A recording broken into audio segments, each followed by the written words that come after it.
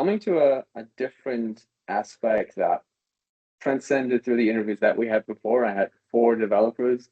They experience delivery pressure. So having that Okay. pistol to your neck to deliver and Right. get this done by XYZ day.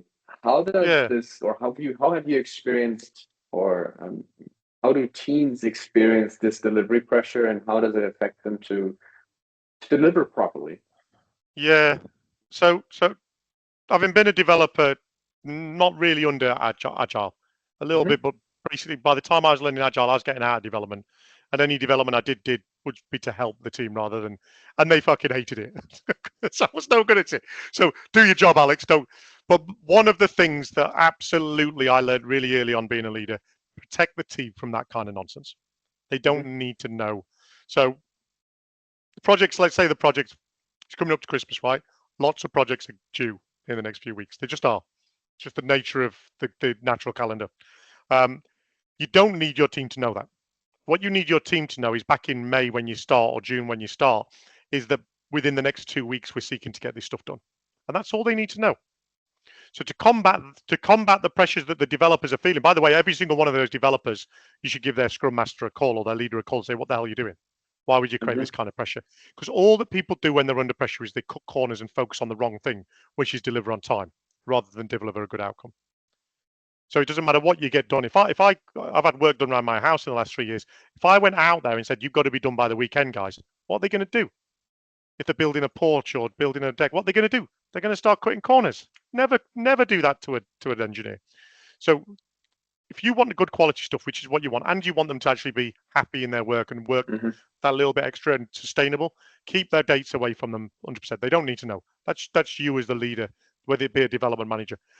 Now, the way you create pace, and I like Scrum a lot, is making sure they understand this small increment is your next priority. I will do everything to help you deliver that increment.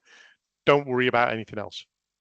That's really, if I was to give a developer a piece of work that lasts over 4 weeks, I would be failing. Never would I have anything go to a developer that's bigger than 4 weeks. So, and even four weeks was my maximum, by the way. On a bell-shaped curve, I'm looking for 1 week with a developer. No developer holds on to anything for more than a week. So they should never really care about anything other than that. And then if they're 2 days late, if they're 20% late, I'm going to get this wrong because it's in days. That's 20%. They're a couple of days late, right? Big deal. We'll make that up. If they're consistently 20% late, I stop them estimating quite so conservative. I get them to be a bit more conservative with their estimates. So they should, if those teams are feeling pressure, it's because their leaders aren't protecting them from that pressure. They don't need to worry about that. All they need to worry about is doing the best job they can on the scope that's in front of them. It's for someone else to worry about the project timelines. The the one thing that I'm sure you're aware of, the triangle scope, time, budget. I hate Our it. flex is scope always. Okay, you will always hit every single deadline if you think like that. Always. And what we should be doing is measuring the team's ability to be good at development, quality, and pace. And then if it takes them 6 months and you said, look, I can demonstrate they deliver quickly, they deliver quality. They've done 6 months work. They didn't get to this scope. That's just life. And if you've got a good leader, they'll understand that. If you haven't got a good leader who doesn't understand that, change jobs because it's not sustainable. You can't work in that environment. I'm obviously in an organization now where I feel comfortable with my leaders doing that. When I don't feel, I will move straight away. Okay, you said I've babbled around that a bit. Go on. one thing that Sorry. is particularly interesting is you said cutting corners. So have you had experiences where this cutting corner is also often labeled as technical debt? So these kind of quick and dirty Yeah. implementations affect the value that they deliver in the long term? Yes and no. I think more technical debt is done by consultants. The Mhm. true source of technical debt isn't the team. So um, I genuinely think we do get technical debt when we put on pressure, but I think the bigger thing is, so if we talk about variable scope, let's just interchange that word with quality for a minute, scope and quality, because you could put quality on the triangle as well. When you're actually managing the scope and making that the variable, you're choosing what comes in and out. So when you're managing that, part of the triangle, what actually happens is it's quality of solution that does go. So, but I think it's quality of outcomes more than it is quality of code. I don't think tech debt is the biggest problem with that. I genuinely think it's defects, not very well thought out interfaces. You're not getting any customer feedback.